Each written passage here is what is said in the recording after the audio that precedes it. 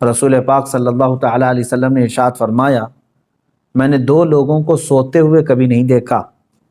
وہ کون دو لوگ ہیں؟ توجہ چاہتا ہوں۔ دو لوگ کبھی نہیں سوئیں گے۔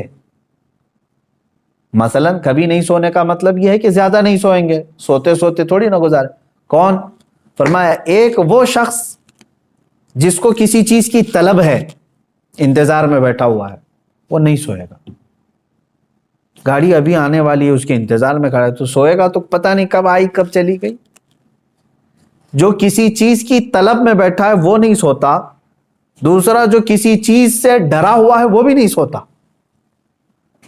مثال کے طور پر ادھر سے بھی ادھر سے بھی ادھر سے بھی دشمن کا خوف ہے تو کیا اسے نیند آئے گی؟ نہیں سوئے گا۔ جو بندہ کسی چیز کی طلب میں ہے وہ بھی نہیں سوتا، اور جو کسی چیز کے خوف میں ہے وہ بھی نہیں سوتا۔ میرے آقا صلی اللہ تعالیٰ علیہ وسلم فرماتے ہیں تو پھر جس کو جنت کی طلب ہے وہ سو کیوں رہا ہے، اور جس کو جہنم کا خوف ہے وہ سو کیوں رہا ہے؟ اور یہ حدیث کے کئی الفاظ ہیں۔ میرے آقا صلی اللہ تعالیٰ علیہ وسلم نے فرمایا کہ سونے والوں میں نہ رہو، یعنی کثرت سے سو کر کے اپنے دن اور رات کاٹ لیے تو نہ تم اس طلب کو پا سکو گے جس کے لیے دعائیں کرتے ہو، جنت چاہیے جنت چاہیے۔ ارے جس چیز کی طلب ہے سو کر کے چاہیے تمہیں، اور جہنم سے ڈرتے بھی ہو پھر بھی سوئے ہوئے ہو۔ حضور پاک صلی اللہ تعالیٰ علیہ وسلم سونے والوں کے پاس سے گزرے اور پھر یہ ارشاد فرمایا، میں نے نہیں دیکھا کہ جہنم سے ڈرنے والے اس طرح سوتے ہیں۔ اور آیت کریمہ بھی میرے آقا صلی اللہ تعالیٰ علیہ وسلم نے تلاوت فرمائی۔ اللہ تبارک و تعالیٰ نے فرمایا، وَكَم مِّن قَرْيَةٍ أَهْلَكْنَاهَا فَجَاءَهَا بَأْسُنَا بَيَاتًا۔ وہ یہ جو ہے آیت تلاوت فرمائی کہ بہت سارے قریے دیہات ایسے ہیں جن کو اللہ تعالیٰ نے ہلاک فرما دیا، وَهُمْ نَائِمُونَ، اور جبکہ وہ سو رہے تھے، سونے والے غفلت میں۔ حضور پاک صلی اللہ تعالیٰ علیہ وسلم نے یہ تلاوت فرمائی۔ اس کا مطلب یہ میرے عزیزوں، میں خلاصہ یہ بتانا چاہتا ہوں کہ یہ آخری عشرہ ہمارا سونے کا نہیں۔ اندازہ کرو کہ کل اگر تمہاری موت آنے والی ہے تو کیا آج کی رات سو کے گزارو گے؟ کل اگر تمہیں پتہ چل جائے کہ تمہارا جنازہ اٹھایا جانے والا ہے تو کیسے آج کی رات گزرے گی آپ؟ ہونا یہ چاہیے کہ یہ آخری عشرہ جو اللہ تعالیٰ نے دیا ہے صحت و سلامتی کے ساتھ تمہیں دیا ہے۔ کون سی مصیبت ہے تمہارے پاس آج؟ اور آج تو حالات ایسے ڈرائے ہوئے آپ دیکھ بھی رہے، اتنی موتیں عام ہو گئی ہیں اس بیماری کے نام سے۔ آپ دیکھیں ہندوستان میں ہی روزانہ کی 3,500 سے 4,000 موتیں ہو رہی ہیں صرف یہ کورونا کے نام سے، جو گیا ایک دن میں 2 دن میں ہٹے کٹے صحت مند لوگ جا رہے ہیں، ایک ایک گھر سے کئی لاشیں جا رہی ہیں۔ تو کیا یہ آپ سب کو دہلا نہیں دیتی چیزیں کہ موت برحق ہے اور آج یا کل آنی ہے؟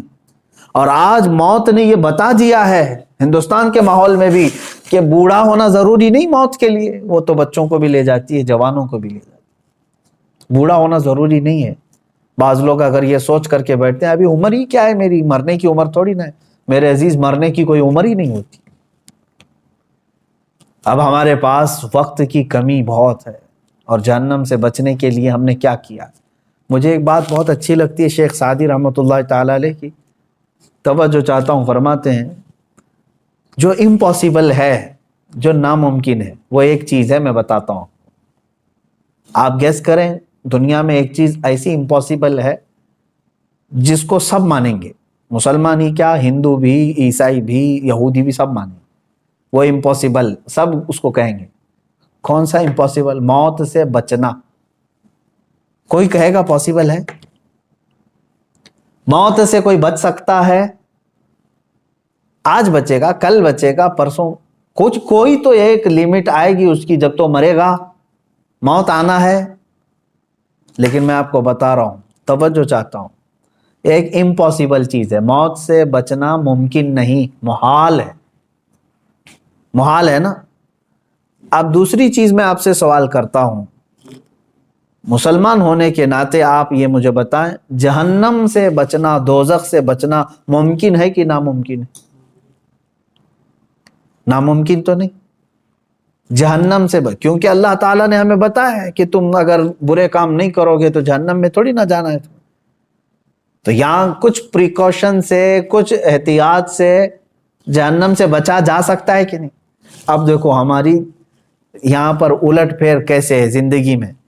جو امپاسبل ہے موت سے بچنا، اس کے لیے ہم دوڑ بھاگ بہت کرتے ہیں، کوشش بہت کرتے ہیں کہ کسی طرح بچ جائے. یہ دوائیاں کرانا، ساری چیزیں تو اسی لیے تو ہے نا، موت سے بچنے کے لیے. موت سے بچنا ناممکن ہے، پھر بھی بچنے کی انسان بہت کوشش کرتا ہے، جبکہ جہنم سے بچنا ممکن ہے، پاسبل ہے. اس سے بچنے کی ایک کوشش بھی کیوں نہیں کرتا؟ وہاں پر کوشش ہونی چاہیے. اب میں اگر آپ کو سنا دوں چند آیتیں، اس کے بعد سوائے دعا کے ہمارے پاس کوئی ہاتھ ہی نہیں ہے. قرآن کی چند آیتیں میں آپ کے سامنے رکھتا ہوں، مفہوم آیتوں کا رکھتا ہوں جلدی میں، کہ جہنم کا ایک خاکہ میں آپ کو بتا دوں کہ ہے کیا یہ چیز جہنم. پہلے قرآن کی آیتیں اگر آپ سن لیں کہ قرآن پاک میں اس کو اللہ تعالیٰ نے کس طرح سے بیان کیا ہے. بہت ساری جگہ آپ آیتیں بھی پڑھتے ہیں، سورتیں جو آپ کو یاد ہوں گی، ان سورتوں میں بھی کئی جگہ جہنم کا ذکر آیا ہے. وَيْلٌ لِّكُلِّ ہُمَزَةٍ، یہ جو سورہ ہے اس میں پورا جہنم کا تذکرہ ہے. آپ دیکھیں جہنم کی آگ کا تذکرہ، یہ ساری چیزیں آئی ہیں. اب قرآن پاک میں اللہ تبارک و تعالیٰ نے جو فرمایا، اس میں سورہ یونس کی ایک آیت جس کا مفہوم میں بتا رہا ہوں. جہنم کو دیکھتے ہی کافروں کے چہرے کالے سیاہ ہو جائیں. کأنما اغشیت وجوہہم قطعا من اللیل مظلما. دیکھتے ہی جہنم کو، جب جہنم کو لایا جا رہا ہوگا تو چہرے جو ہے بالکل کالے پڑ جائیں گے، سیاہ پڑ جائیں گے. اچھا، جہنم کوئی ایک کنویں کا نام نہیں ہے. جہنم کتنی بڑی ہے یہ میں اگر آپ کو بتا دوں تو اندازہ کریں. جہنم میں جس کو ڈالا جا رہا ہے نا، جو جہنمی، اس کے ایک کندھے سے دوسرے کندھے تک جو چوڑائی ہے، وہ ایک تیز گھوڑا 40 دن دوڑے تب طے ہوگی. جہنمی، ایک جہنمی، جہنم کی بات نہیں کر رہا ہوں، جس انسان کو ڈالا جا رہا ہے دوزخ میں، اس کو اتنی بڑی شکل بنا کر کے ڈالا جائے گا. اب آپ اندازہ کریں، ایک جہنمی جب اتنا بڑا اس میں گر رہا ہے، تو جو لاکھوں کروڑوں کی تعداد میں جو جہنم میں گر رہے ہوں گے، تو پھر جہنم کتنی بڑی ہوگی. اس سے اندازہ کر سکتے ہیں آپ. اس کے طبقات ہیں، وادیاں ہیں، عذابات ہیں، کیسے کیسے عذابات ہیں، ان کے ذکر بھی قرآن پاک کے حوالے سے آئے ہیں. رسول پاک صلی اللہ تعالیٰ علیہ وسلم کی حدیثوں سے بھی یہ جو ملتا ہے. اب یہ دیکھیں، سنیں، جہنم کے ایک احاطے کی 2 دیواروں کے درمیان، صرف ایک سائیڈ کی بات کر رہا ہوں، پورے جہنم کی نہیں، ایک احاطے کی 2 دیواروں کے درمیان 40 سال کی مسافت لگے گی. اگر طے کرنا چاہے کوئی تیز رفتار سواری تو وہ 40 سال کی مسافت صرف اس کا ایک کارنر ہے جہنم کی. اور یہ بھی حدیث پاک میں ملا ہے کہ حضور پاک صلی اللہ تعالیٰ علیہ وسلم تشریف فرما تھے، صحابہ بیٹھے تھے، ایک اچانک دھماکے دار آواز آئی. صحابہ نے پوچھا، رسول پاک صلی اللہ تعالیٰ علیہ وسلم نے ارشاد فرمایا، آج سے 70 سال پہلے ایک پتھر جہنم کے منہ سے گرایا گیا تھا، وہ اب جا کر کے اس کے نیچے لگا ہے، تہ میں جا کر پہنچا ہے. تو اگر اس کی گہرائی اتنی ہے، 70 سال لگ جاتے ہیں ایک پتھر کو گرتے تو وہ کس قدر بڑی ہوگی جہنم. جب جہنم کو لایا جا رہا ہوگا، اس کو زنجیریں پہنا کر کے، کڑیاں ڈال کر کے فرشتے لا رہے ہوں. کتنے فرشتے لا رہے ہوں گے جانتے ہیں آپ؟ صرف جہنم کو لانے والے جو فرشتے ہیں وہ سب سے بڑے طاقتور فرشتے. جہنم کو کھینچ کر کے میدان محشر میں جب لایا جا رہا ہے، توجہ چاہے، جب وہ فرشتے لا رہے ہوں گے تو کل تعداد جو بتائی گئی ہے بعض روایت میں، 490 کروڑ فرشتے صرف اس کو تھامے ہوں گے،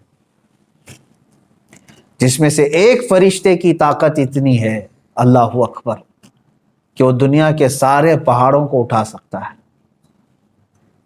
490 کروڑ فرشتے جہنم کو کھینچ کر لا رہے ہوں گے. اب اور دیکھیں آپ، میں بتاتا ہوں، اس کو جو زنجیریں پہنائی گئی ہوں گی، ہر زنجیر کو 70,000 فرشتے پکڑے ہوں گے، ہر زنجیر کو اس طرح کی 70,000 زنجیریں اسے لگی ہیں، فرشتے اسے کھینچ کر کے لا رہے ہیں۔ اور جب میدان محشر میں وہ جہنم کو لایا جائے گا، آگ اگلتی ہوئی جب وہ آ رہی ہوگی، اب یہ بات پڑھتے ہی دل دہل جاتا ہے میرا، کہ جیسے مجرمین کو دیکھے گی جہنم، جن کے لیے دوزخ لکھ دیا گیا ہے یا ان کو دوزخ میں جانے کا آرڈر ہو گیا، تو جیسے ہی وہ مجرمین کو میدان قیامت میں جہنم دیکھے گی، یہ 490 کروڑ فرشتوں کے بھی ہاتھ چھوڑا کر کے بھاگنے لگی، ان سے بھی وہ ہاتھ چھوڑا کر کے ان مجرمین کی طرف بھاگے گی، اسے روکا جائے گا، زنجیریں کھینچ لی جائیں گی۔ کس کی طرف جائے گی؟ مجرمین کی طرف نگلنے کے لیے، کہ مجھے بھوک زیادہ ہے اور یہ مجرمین مجھے دیے جائیں۔ تو میدان قیامت میں آگ اگلتے ہوئے جہنم مجرمین کی طرف دوڑتی ہوئی آتی ہے، یہ سوچ کر کے ہی دل دہل جاتا ہے۔ اور پھر قرآن پاک میں اللہ تعالیٰ فرماتا ہے سورہ قاف میں، یوم نقول لجہنم هل امتلأت وتقول هل من مزید۔ وہاں کافروں کو، مشرکوں کو ڈالا جا رہا ہے دوزخ میں، کس طرح سے ڈالا جاتا ہے وہ بھی دیکھیں، قرآن میں ہے، اللہ فرماتا ہے وَإِذَا أُلْقُوا مِنْهَا مَكَانًا ضَيِّقًا مُقَرَّنِينَ دَعَوْا هُنَالِكَ ثُبُورًا۔ جب ڈالا جاتا ہے تو ایسی تنگ و تاریک جگہ سے ڈالا جاتا ہے، ظاہر سی بات ہے وہ داخل کیے جانے کی جگہ تاریک ہوگی، تاریک کا مطلب ایک تو اندھیری اور ایک تنگ، جیسے تلوار کی انی کو کسی جگہ پھنسایا جاتا ہے، کہا جاتا ہے کہ جہنمی کو اس طرح سے گھساتے ہوئے ڈھکیلا جائے گا، وہ چھوٹی سی جگہ سے جہنم میں جب اسے گرایا جائے گا، اور کافروں کو ایک تنگ اور تاریک جگہ پر ایسے ڈالا جائے گا کہ وہ ایک دوسرے کو چپک رہے ہوں گے جہنم کے اندر، اور بھرا جا رہا ہوگا انہی جہنمیوں سے۔ اب اللہ تعالیٰ فرماتا ہے پھر جہنم کو اللہ تعالیٰ پوچھے گا هل امتلأت، کیا تو بھر گئی، سیراب ہو گئی، تیرا پیٹ بھر گیا؟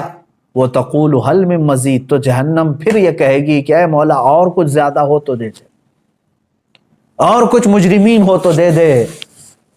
وہاں پر مجرمین چھاٹے جا رہے ہوں گے، دوزخ میں گرائے جا رہے ہوں گے۔ میرے عزیزو، جہنم کا تذکرہ یہ عام بات نہیں ہے،